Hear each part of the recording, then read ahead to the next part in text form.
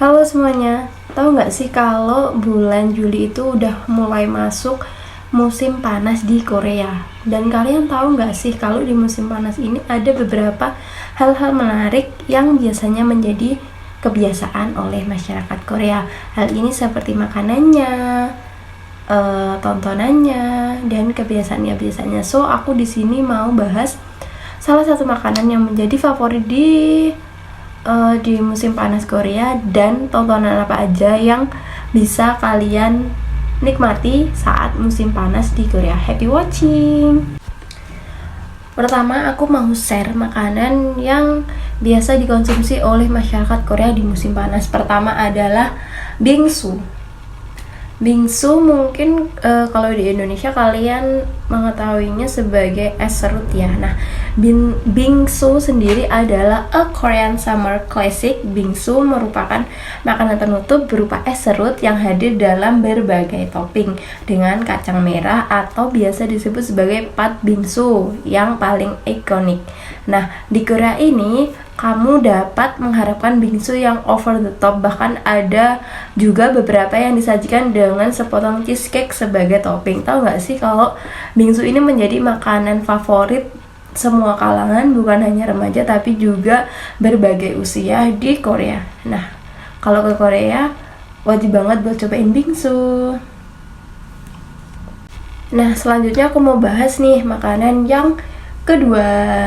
Setelah tadi kan aku udah bahas nih tentang minuman atau makanan penutupnya. Nah, sekarang aku mau bahas salah satu makanan berat yang bisa kalian konsumsi di musim panas Korea.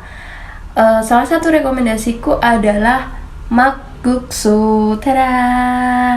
Nah, makguksu ini biasanya disajikan dengan kaldu dingin bersama dengan saus pedas, serpihan rumput laut, dan banyak sekali biji-bijian yang ditaruh di atasnya. Nah, makguksu juga bisa kalian sebut sebagai olahan mie yang digunakan dalam makguksu ini biasanya berwarna lebih gelap karena kandungan soba yang lebih tinggi dan kulit luar soba yang diproses secara bersamaan. Nah, jadi untuk makguksu sendiri adalah olahan mie yang disajikan dengan berbagai.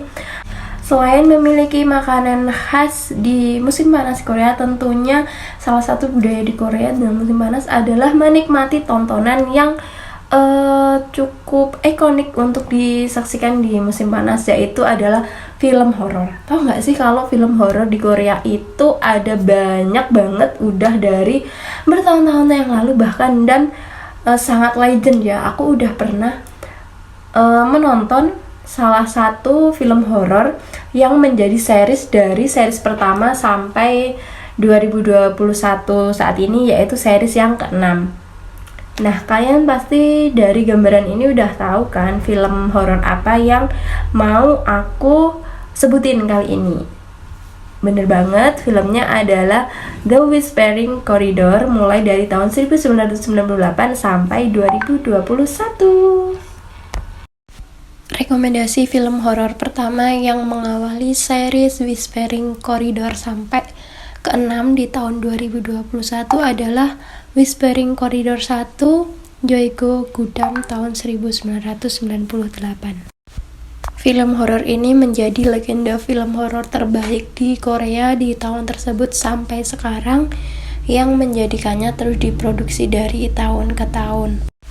Sedangkan cerita dari film The Whispering Corridor ini nantinya tidak akan berkaitan antara satu series cerita dengan lainnya. Namun hal yang perlu kalian ketahui adalah penggambaran cerita baik latar dan settingnya rata-rata hampir sama, dimana keseluruhannya akan mengambil latar cerita di SMA khusus perempuan.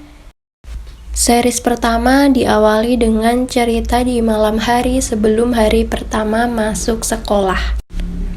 Sekolah khusus perempuan ini ternyata menyimpan beberapa rahasia yang cukup kelam. Salah satunya adalah meninggalnya salah satu murid yang hingga saat ini gentayangan di sekolah tersebut. Dalam cerita ini nantinya kalian bisa mengetahui bagaimana budaya sekolah di Korea di zaman tersebut.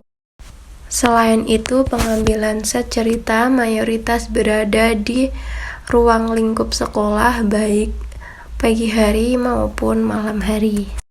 Meski sudah tayang cukup lama, rasanya kalian tetap wajib menonton series ini.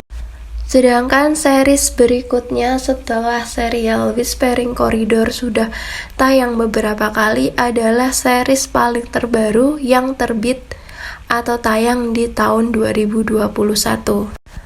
Tentunya film ini berhasil menarik perhatian banyak banget pecinta film horor di Korea dan bisa kalian jadikan sebagai tontonan wajib di musim panas kali ini. Series kelima tayang di tahun 2009 sehingga series keenam ini mendapatkan perhatian yang cukup banyak karena jeda penayangan dan pembuatannya yang cukup panjang.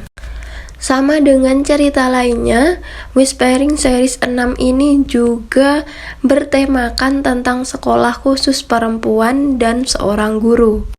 Meski demikian, cerita ini nyatanya cukup fresh dari cerita-cerita sebelumnya, di mana permasalahan yang dialami oleh guru dan juga permasalahan dari segi murid bisa tampil dengan maksimal di sini. Nah, itulah tadi beberapa informasi tentang makanan musim panas dan film horor yang wajib buat kamu tonton di musim panas kali ini.